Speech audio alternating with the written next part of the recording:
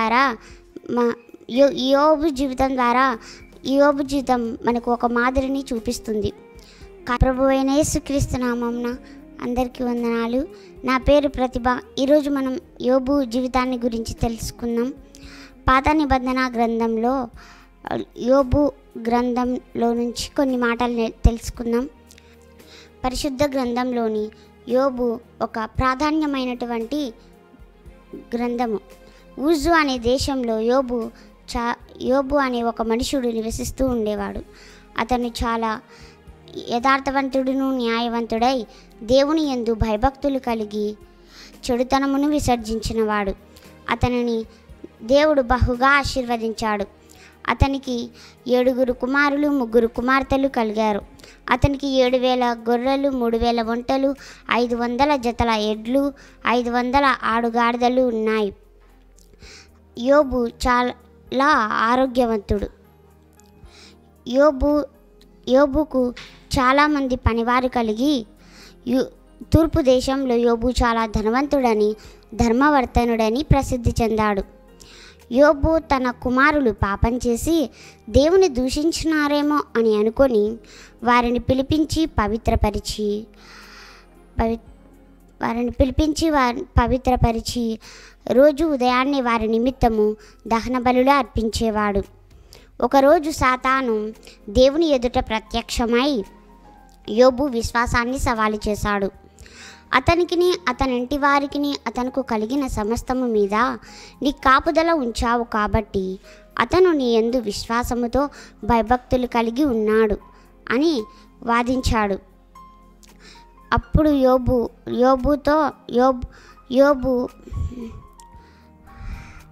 యోబు విశ్వాసాన్ని పరీక్షించడానికి దేవుడు సాతానును అనుమతించాడు. అయితే యోబుకు ప్రాణహాని చేయవద్దని దేవుడు సాతానుతో చెప్తాడు.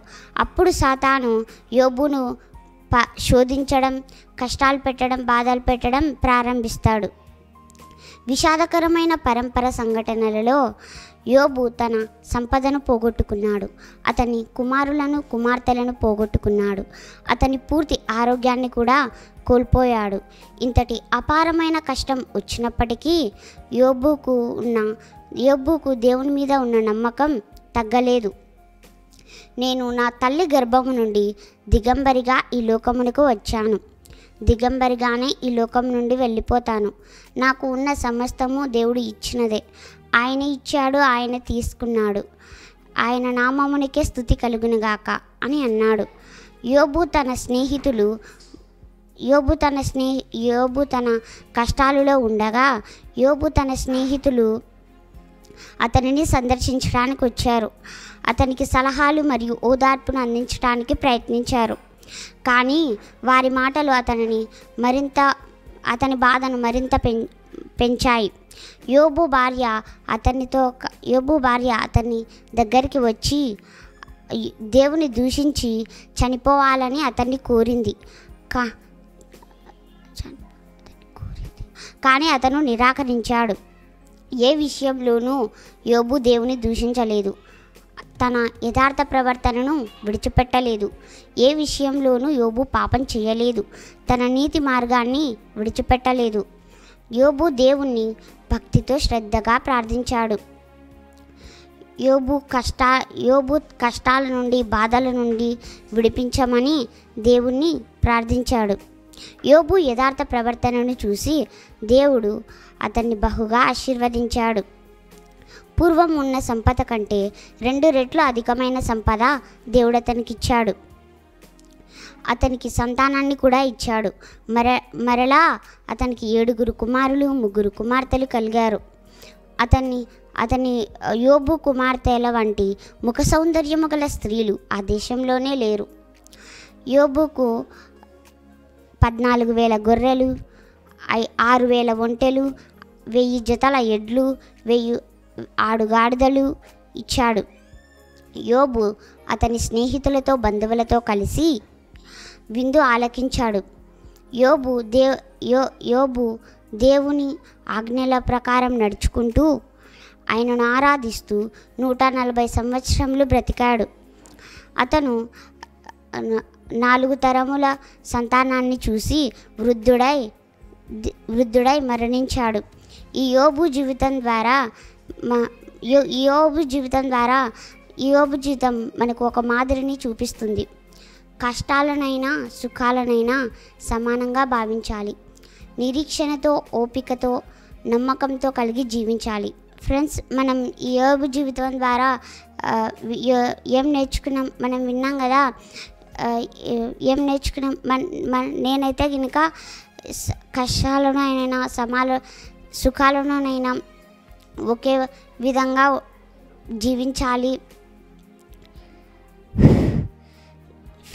యోబు జీవితం ద్వారా మనం ఏం నేర్చుకున్నాం ఫ్రెండ్స్?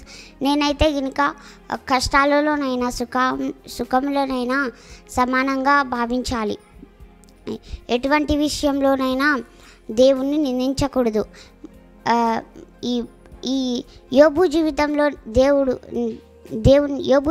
దేవుణ్ణి నిందించకూడదు అనే వాక్యం అనే మాట యోబు జీవితం లేదు అంటారా? లేదు అండి, నిజంగా ఫ్రెండ్స్. ఎందుకంటే ఆ పదం ఎందుకు వాడినానంటే, మనం చాలామంది చేస్తున్న తప్పు ఏంటంటే, ఏదన్నా కష్టం వచ్చినప్పుడు, బాధలు వచ్చినప్పుడు దేవుణ్ణి నిందిస్తూ ఉంటాం. ఏంది దేవుడు నాకు ఇలా కష్టం ఇచ్చాడు, నాకే ఇవ్వాలా, ఎవరికైనా ఇవ్వచ్చు కదా, ఏంది దేవుడు అంటే దేవుడు మంచి దేవుడు కదా, ప్రేమగల దేవుడు కదా, ఇలా ఎందుకు ఇచ్చాడు, జాలిగల దేవుడు కదా అని అనుకుంటాం. కానీ అది చాలా తప్పండి, చాలా తప్పు ఫ్రెండ్స్. దేవుణ్ణి మనం నమ్మి దేవుని ఎడల విశ్వాసంతో ఉండాలి. యోబుకు ఎన్ని కష్టాలు వచ్చినా, సుఖాలు వచ్చినా, ఎన్ని బాధలు వచ్చినా, తన కుమారులను కోల్పోయినా కూడా దేవుణ్ణి యోబు వదిలిపెట్టలేదు. విశ్వాసంతో, భక్తితో, శ్రద్ధగా ప్రార్థించాడు. అలాగున మనం కూడా ఉండాలి. మనకు కష్టాలను బాధలను ఇచ్చేది దేవుడు కాదండి. ఈ చాలామందిలో మనం చేరకూడదు. యోబుకు కష్టాలను ఇచ్చింది సాతాను, దేవుడు కాదు. ఈ చాలామందిలో మనం ఉండకూడదు ఫ్రెండ్స్. కష్టం వచ్చినప్పుడు, బాధలు వచ్చినప్పుడు మనం దేవుణ్ణి విడిచిపెట్టద్దు ఫ్రెండ్స్. రోజు ప్రార్థన చేసుకుంటూ, ఆయనను ఆరాధిస్తూ, ఆయన ఆజ్ఞల ప్రకారం నడుచుకుంటూ ఉండాలి ఫ్రెండ్స్. చాలామంది ఏం చేస్తుంటారంటే, కష్టం వచ్చినప్పుడే మాత్రమే ప్రేయర్ చేసుకుంటారు. అలా ఉండద్దు ఫ్రెండ్స్. మనం కూడా రోజు ప్రేయర్ చేసుకుంటూ ఆయనను ఆరాధిస్తూ ఉండాలి. దేవుణ్ణి ఎవరు నిందించకూడదు ఫ్రెండ్స్. దేవుడు ఈ కొద్ది మాటలను దీవించును గాక. ప్రేయర్ చేసుకుందాం ఫ్రెండ్స్. స్తోత్రం ప్రభా, గొప్ప దేవా, గొప్ప తండ్రి, నీకు అనేకమైన స్తోత్రాలనైనా ప్రభా తండ్రి. ఈ యోబు జీవితం ద్వారా నైనా ప్రభా మాతో మీరు మాట్లాడినందుకై మీకు స్తోత్రములు తండ్రి ప్రభా. ఈ యోబు జీవితంలో ప్రభా యోబు ఎలాగైతే నైనా ప్రభా దేవుని ఎడల నమ్మకం కలిగి ఉన్నాడు నైనా ప్రభా, అట్టి నమ్మకాన్ని మాకు కలుగజేయండి నైనా ప్రభా.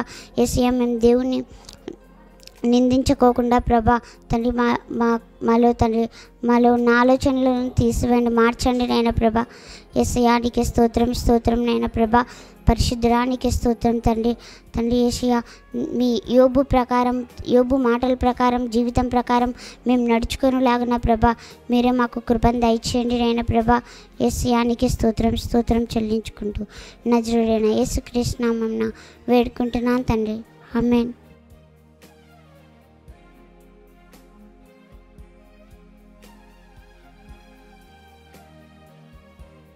హలో, ప్రైజ్, నా పేరు షారన్. కీర్తనలు 23 కీర్తనలు. యెహోవా నా కాపరి, నాకులేమి కలుగదు. పచ్చిక గల చోట్ల ఆయన నన్ను పరుండ చేయుచున్నాడు. శాంతికరమైన జలముల యొద్ద నన్ను నడిపించుచున్నాడు.